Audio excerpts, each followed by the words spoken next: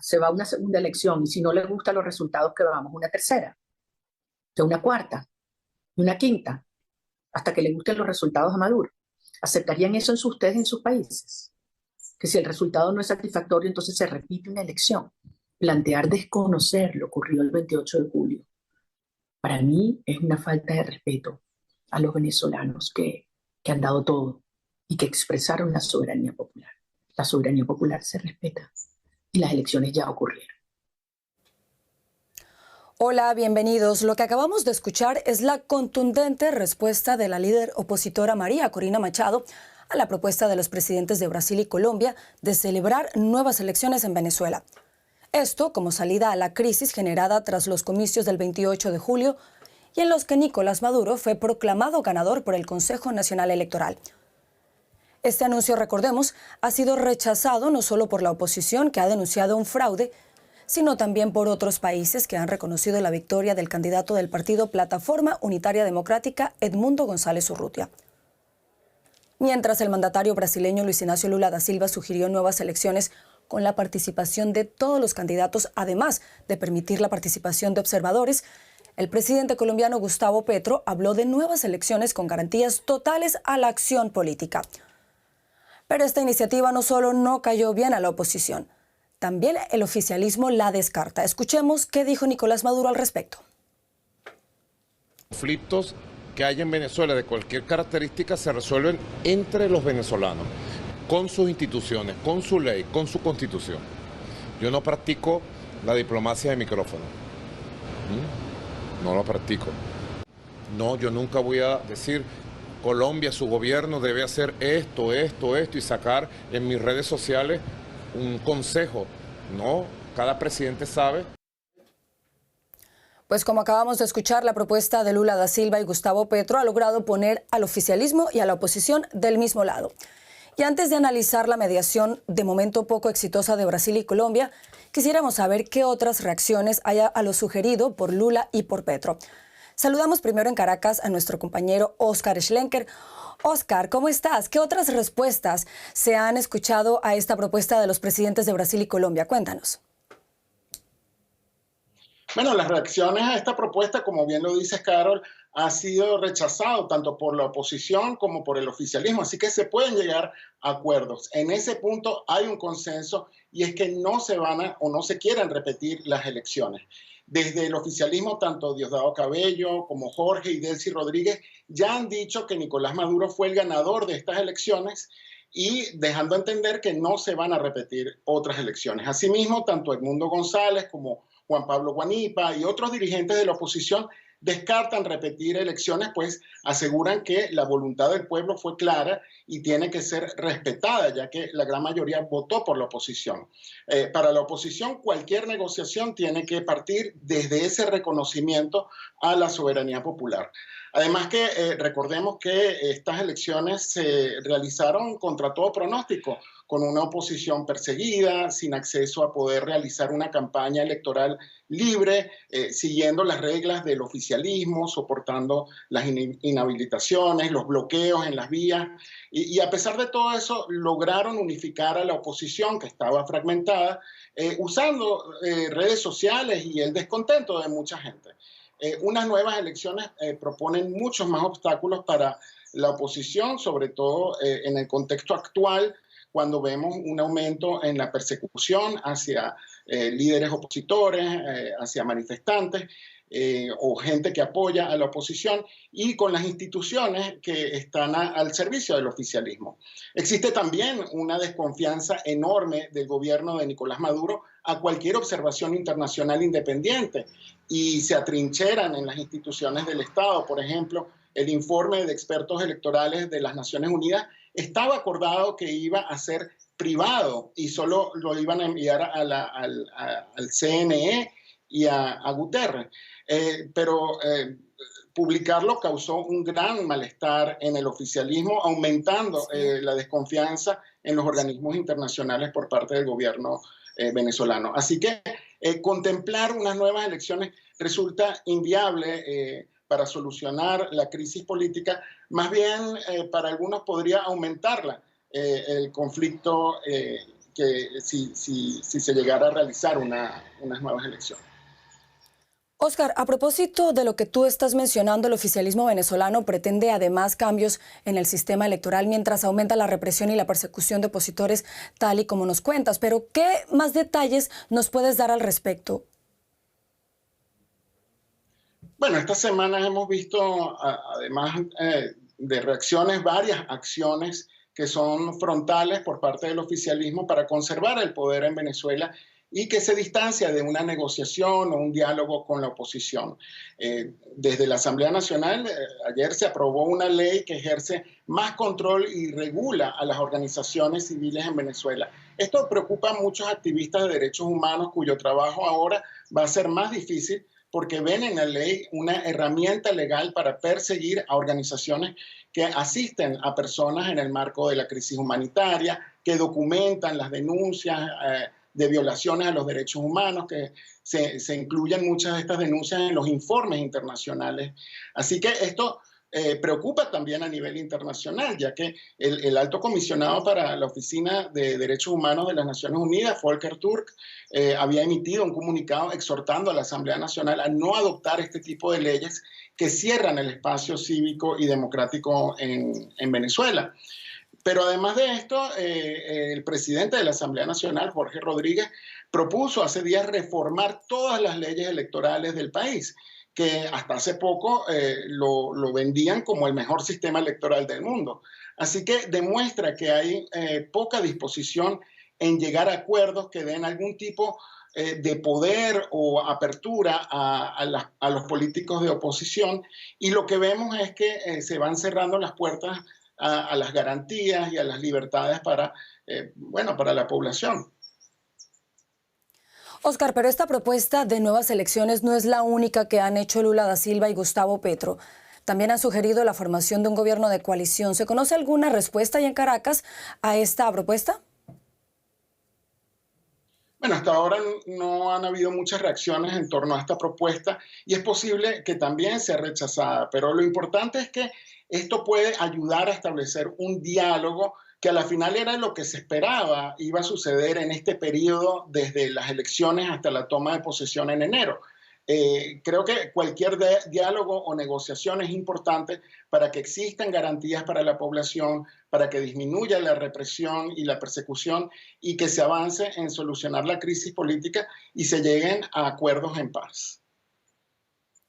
Pues estaremos muy pendientes de cómo avanza la situación, sobre todo este fin de semana, Oscar, con las manifestaciones que habrá este sábado, no solamente en Venezuela, sino en otros países. Oscar Schlenker en Caracas, muchas gracias por contarnos las últimas informaciones a propósito de estas sugerencias lanzadas por los presidentes de Brasil y Colombia.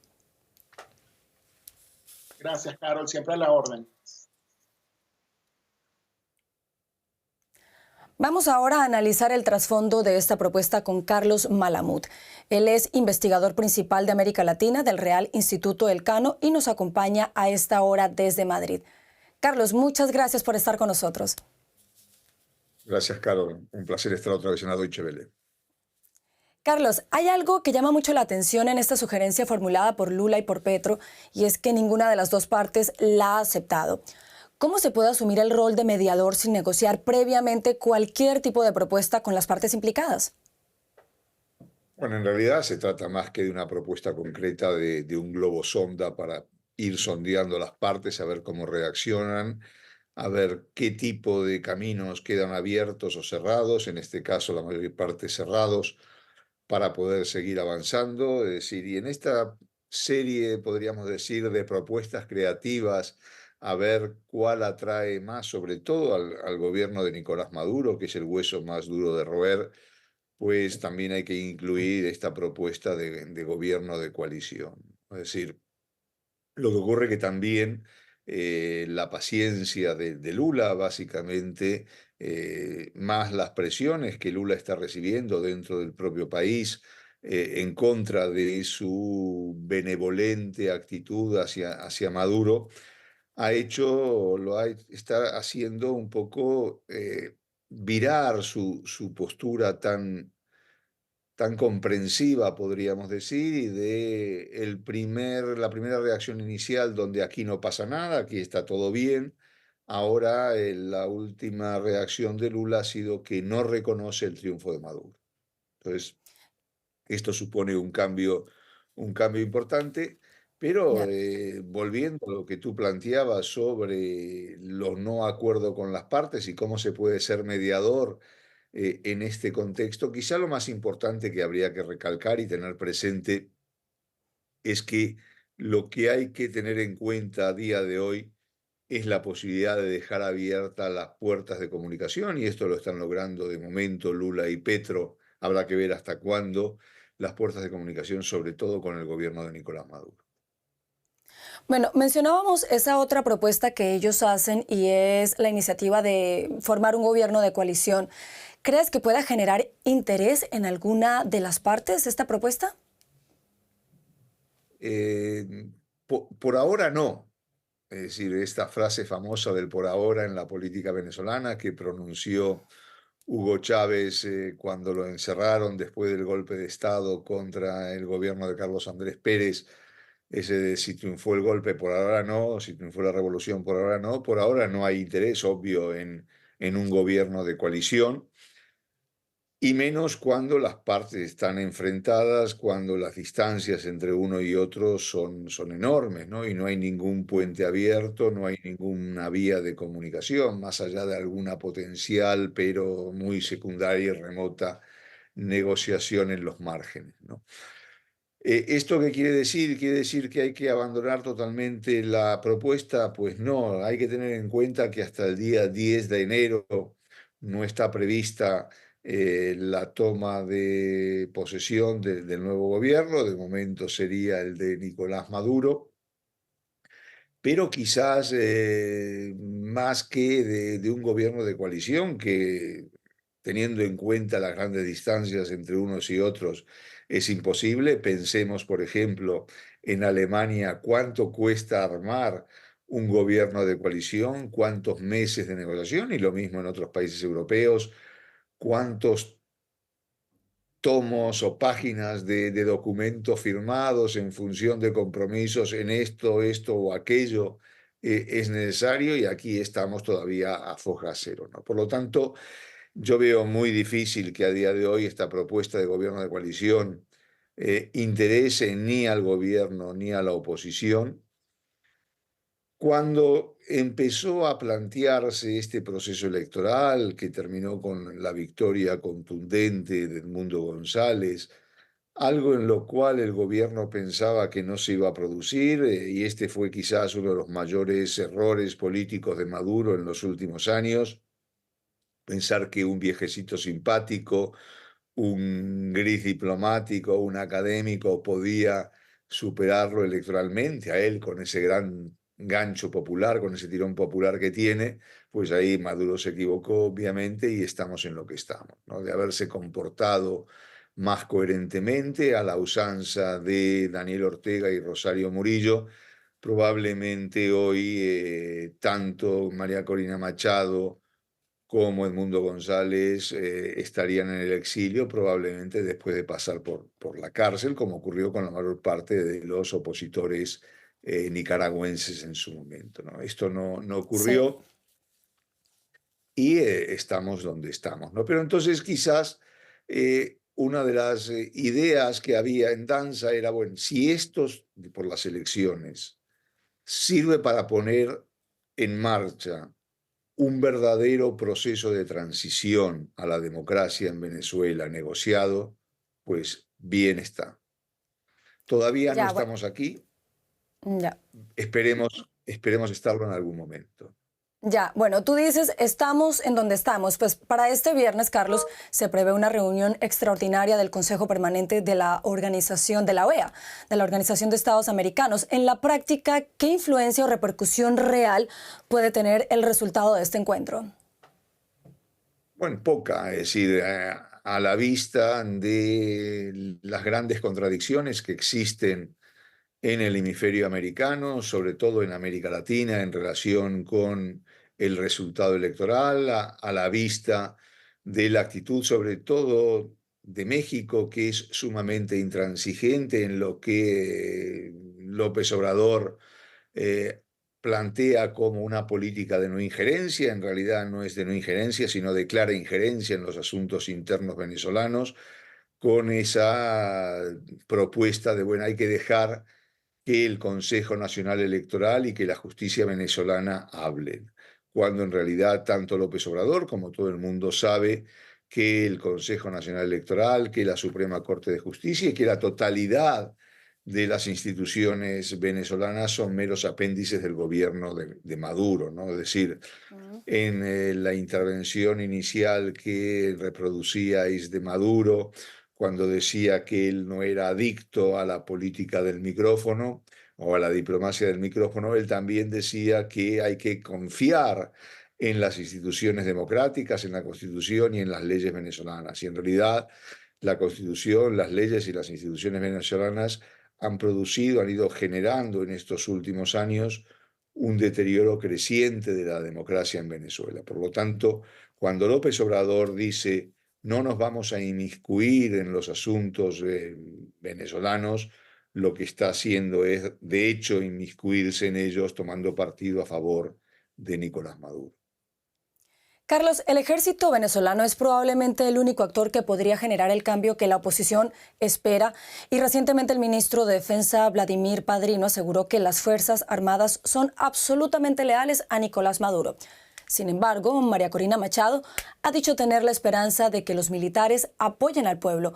¿Qué tan realista es este escenario en el que confía la líder opositora? Bueno, va a depender de cómo evolucionen las cosas en Venezuela, ¿no? Es decir, a día de hoy, es verdad que la Fuerza Armada Nacional Bolivariana es una piña detrás de Maduro, no hay la menor fisura. El que se mueve, como decía Alfonso Guerra, no sale en la foto, es decir, termina en la cárcel, termina en el exilio, termina fuera de las Fuerzas Armadas. Pero también es verdad que los militares tienen una sensibilidad especial para otear cómo cambia el viento político, y en el momento en que el viento político pueda empezar a cambiar, seguramente la posición de los militares venezolanos también pueda cambiar. A eso es a lo que apuesta María Corina Machado. Aquí cada cual está cumpliendo con su rol. Maduro insistiendo en la lealtad firme e inquebrantable de los militares detrás de su política, y María Corina Machado tendiendo un gancho, abriéndole las manos a los militares para que cambien su actitud. Pero en la medida en que la coyuntura y que la correlación de fuerzas siga siendo la que es hoy en Venezuela, los militares están con Maduro. Ya, pues muchas gracias por este interesante análisis. Carlos Malamud, investigador principal de América Latina del Real Instituto Elcano. Ha sido un gusto tenerte de nuevo con nosotros. Un placer, hasta la próxima.